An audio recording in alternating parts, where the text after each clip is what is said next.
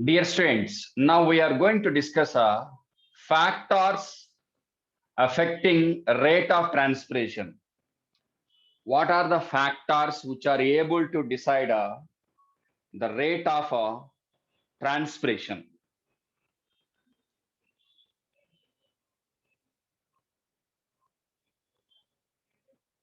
Factors affecting rate of transpiration.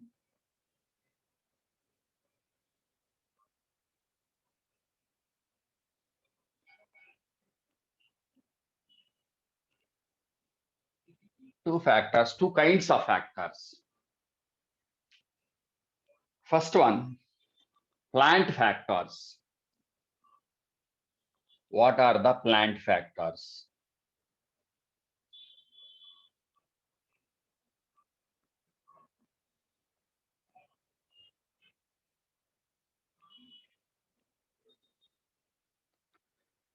So here, plant factors one by one.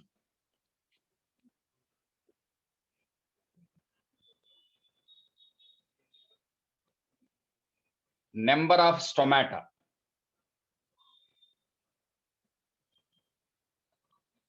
Means stomatal frequency. Number of stomata, frequency of stomata, and the number of opened stomata.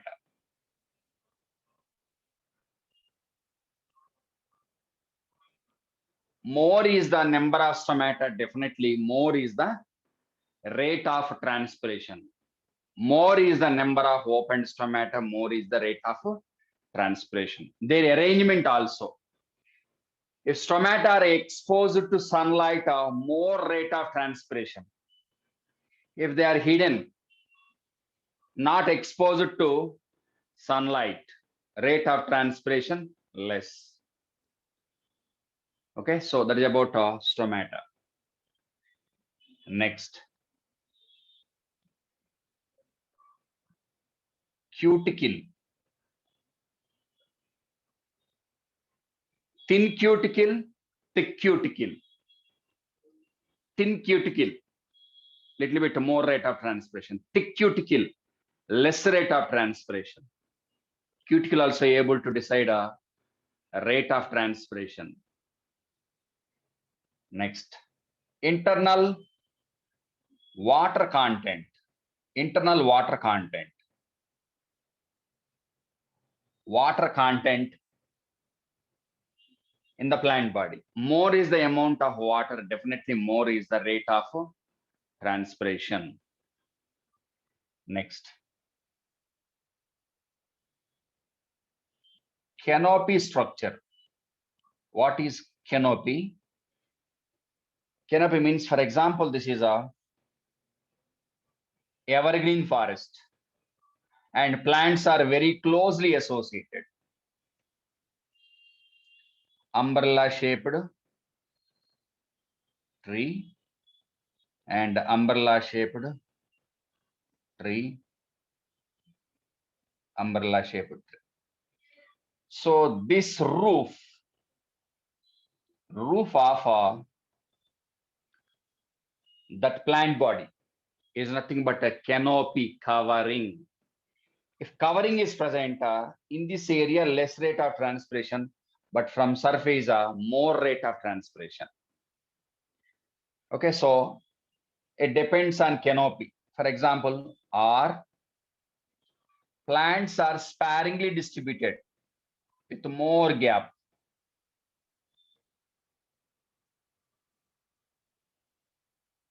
More gap, no canopy, no covering.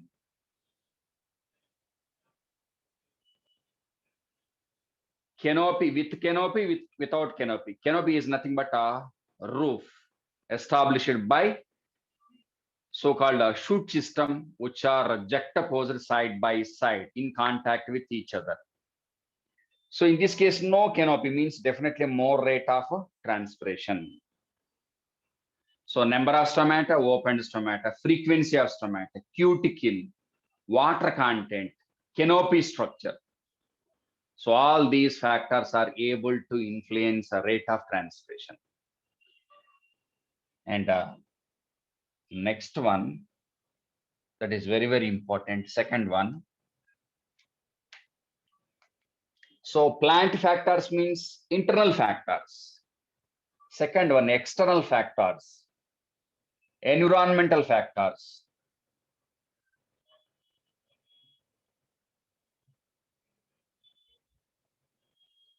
Environmental or external factors. What are they one by one? First, light.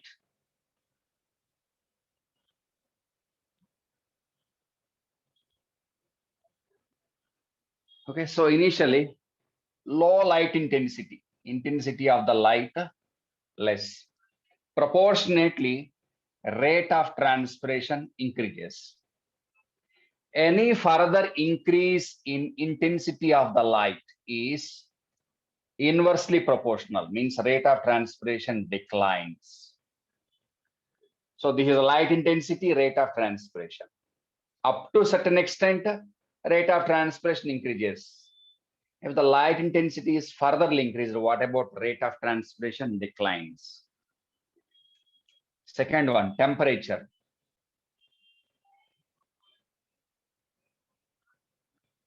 Same here also. Increase in the temperature up to certain extent associated with the increase in the rate of transpiration. Any further increase in the rate of temperature is associated with the decline in rate of transpiration, inversely proportional. Initially, directly proportional. If the intensity of that one is increased, what about the rate of transpiration declines? So here directly proportional, here inversely proportional. Third one, humidity.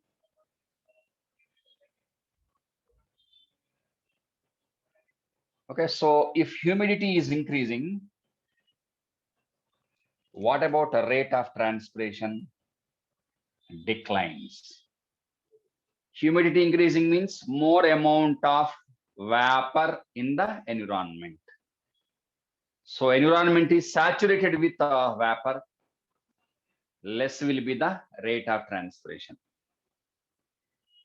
Next, fourth one, wind velocity. Wind. So initially, for example, wind, the velocity of wind is low wind velocity. Definitely rate of transpiration increases. Any further increase, there will be a decline in rate of transpiration. Okay, so light, temperature, humidity, wind. All these are the external factors. Most of them are physical factors, right? So there is a relationship between rate of transpiration and factors affecting it.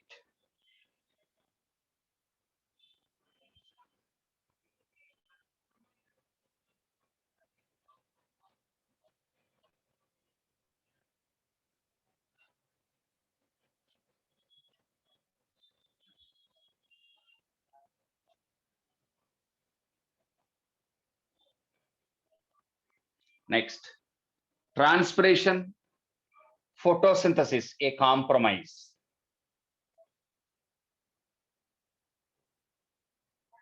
Transpiration, photosynthesis,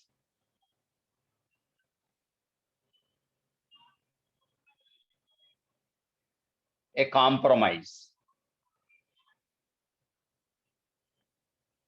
What is this compromise? Transpiration is a necessary evil, unavoidable evil. Okay, reason? Transpiration is having both advantages and disadvantages. So transpiration is a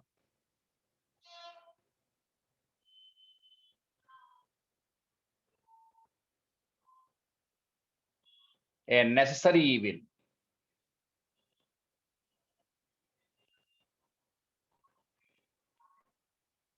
or unavoidable evil, required and not required. Advantages, disadvantages. What are the advantages? Okay, Curtis scientist. This term was given by Curtis. According to Curtis, transpiration is a necessary evil. Okay, for most of the students, education is a necessary evil or not? They have to prepare, they have to work hard. What is the outcome? Definitely some outcome is there. Just I'm joking. Okay. So transpiration, a necessary evil. So here, what are the advantages?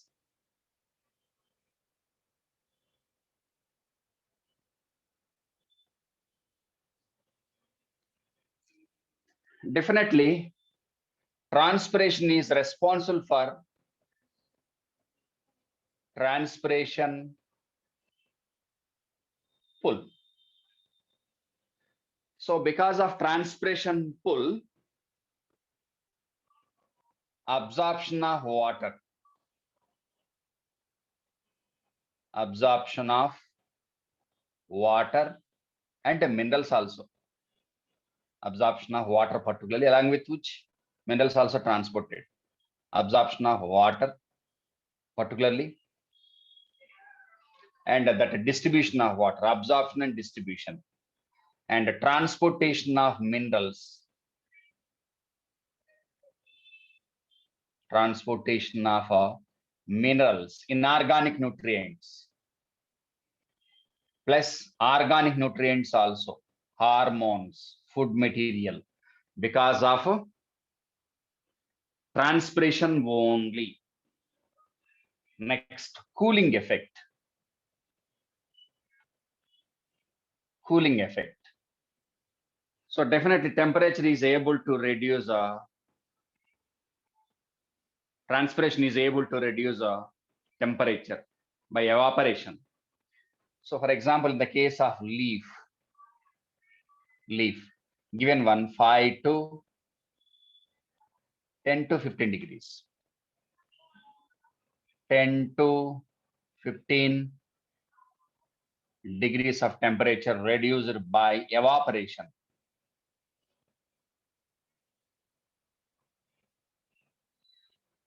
Okay, so like that, absorption, distribution, conduction, and translocation of food also because of transpiration only. Cooling effect because of transpiration.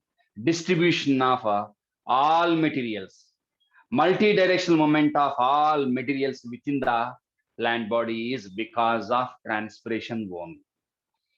So that's about the advantage of transpiration.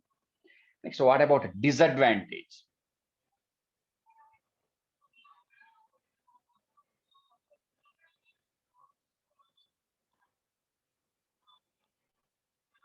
Limitations of a so-called one. Out of a total water reaching the leaf, how much amount of water is retained and used for metabolic reactions? 1% only. So excessive loss of water, too much loss of water, loss of water. That is depletion of water. So out of total amount of water absorbed and reaching the leaf, 99% is wasted by transpiration. So too much wastage of water. And second one, if rate of transpiration is too much, then what about a leaf? Wilting, folding, loss of too much amount of water leads to wilting. Wilting is nothing but folding of the leaf. That is because of loss in turgor pressure.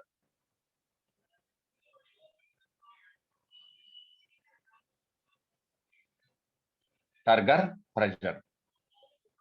Loss in turgor pressure. If water is very less, definitely metabolic imbalance. Metabolic imbalance. Reason, water is the medium by means of which materials are transported. Enzymatic activity also dependent on availability of water. Overall, it is able to impair imbalance of metabolic activities. If metabolic activity is impaired, growth and development, growth and development is retarded or less. Okay, so excess loss of water leads to death of plant. It is over dehydration because of dehydration.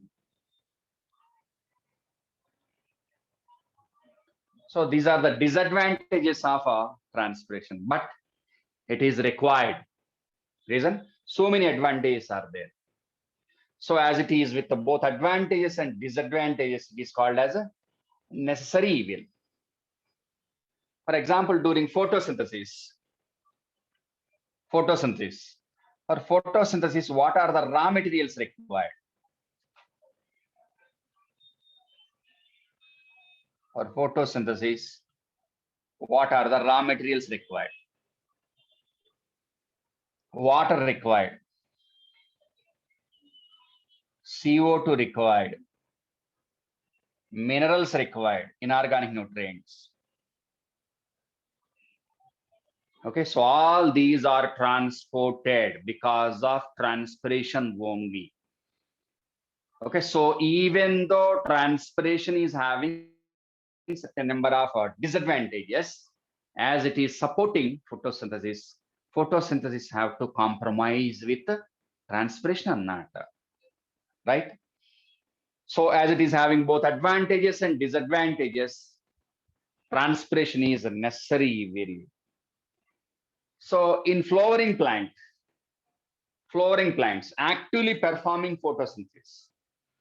So in a flowering plant which is performing photosynthesis very effectively, there is an insatiable, unsaturated, insatiable need of water.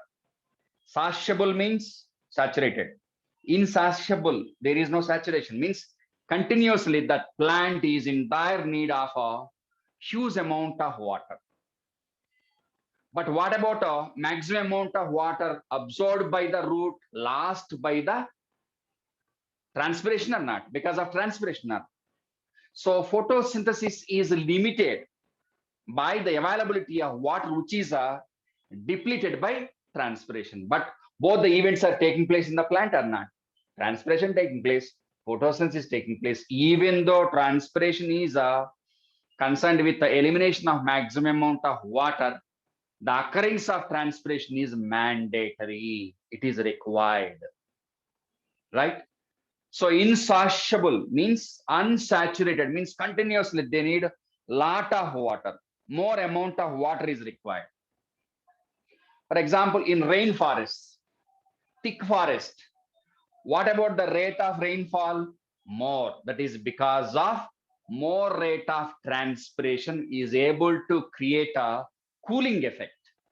Because of cooling, they are able to attract water vapor present in the cloud that will be converted into vapor into liquid phase. Generally, to increase rate of transpiration, we have to increase forest area or not? Purpose, that forest area with the forest with means plants with canopy structure able to create a cooling effect. Because of that, more rate of rain possible. So in evergreen forest, rainforest, there is a cycle of water from soil to root, environment, and coming back to the soil by means of precipitation or rain. That is because of transpiration. And in the textbook, one statement was given: the comparison between photosynthetic efficiency of C3 and C4 plants. First, what are the C3 and C4 plants? C3 plants. C3 plants means they are with a 3-carbon compound, 3C, 3-carbon compound, phosphoglyceric acid. During reduction of C of CO2 into carbohydrate, the first stable compound is a 3-carbon phosphoglyceric acid. So if 3-carbon phosphoglyceric acid is the first stable compound, that pathway, carbon pathway, and that plant is called as a C3 plant. And C4 plant or C4 cycle, C4 plants. In C4 plants, the first stable compound is 4-carbon oxaloacetic acid. So they classified a carbon reduction pathway into two types basically, C3 cycle, C4 cycle, on the basis of a number of carbon atoms present in first stable compound during reduction of a C of CO2 into carbohydrate. If the first stable compound is 3-carbon phosphoglyceric acid, that carbon pathway is called as a C3 pathway. And the plant is called as a C3 plant. If the first stable compound is OAA, that is with the 4-carbon compound, that cycle is called as C4 cycle. And the plants with that one are called as the C4 plants. So what was the criteria on the basis of which they classified plants into two categories during dark reaction on the basis of number of carbon atoms present in the first stable compound during dark reaction, right? So here, what about the comparison between these two regarding photosynthetic yield, given statements? C4 plants are C4 plants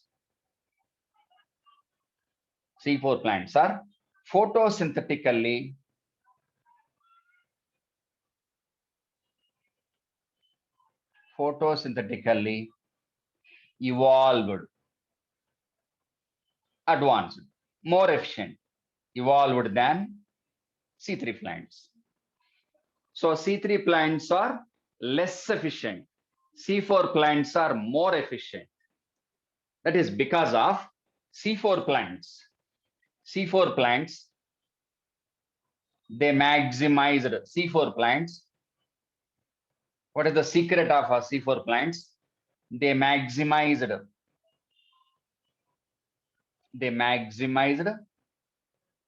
utilization of carbon dioxide. No loss of carbon dioxide.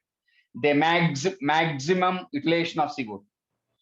Maximum amount of CO2 is reduced into glucose molecule. So maximum consumption, maximum utilization of CO2.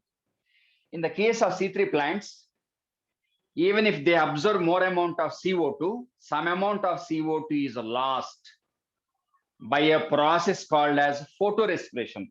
We will see that photorespiration under photosynthesis, not now. Simply remember, they maximize the utilization of CO2.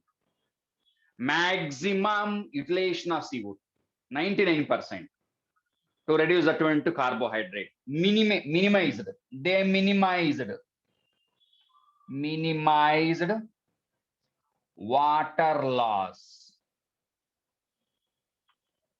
Okay, so that's why C4 plants are photosynthetically advanced, evolved than C3 plants. Reason? First reason is maximum utilization of CO2, no loss of CO2. In C3 plants, there is some loss of CO2. And what about water loss? Less amount of water is lost by C4 plants when compared with the C3 plants.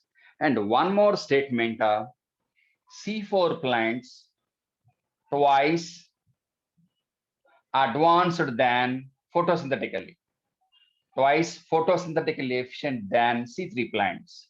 Reason, for example, C3 plant, For example only, C3 plant to produce a, for example only, 10 glucose molecules, suppose,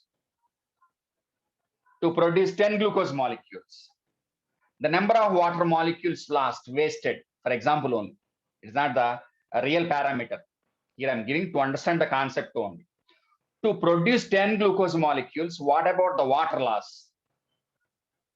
For example, water loss, how much? For example, here I'm taking H2O molecules, number of H2O molecules. Wasted how many? 100 H2O molecules, for example one. Whereas in the case of C3, C4 plants, same amount of glucose molecules, 10 glucose molecules. And what about wastage of water? Water loss. Water loss is half of that one. For example, 50 H2O molecules. Okay, so C4 plants are losing half of the water lost by C3 plant to produce same quantity of glucose. So this statement is supporting that one or not? Right? So there's about a comparison between photosynthetic efficiency of C3 and C4 plants. What is C3 plant? C3 plant is a plant with C3 cycle. What is C3 cycle? One type of a carbon reduction mechanism, simply dark reaction. Dark reaction is of two types, simply C3, C4. C3 nomenclature was based on number of carbon atoms present in the first stable compound, that is phosphoglyceric acid. Otherwise, if it is a 4-carbon oxaloacetic acid, it is a C4 cycle or C4 plant. So that's about transpiration, photosynthesis, a compromise with each other. Particularly, photosynthesis is compromised with transpiration. Okay.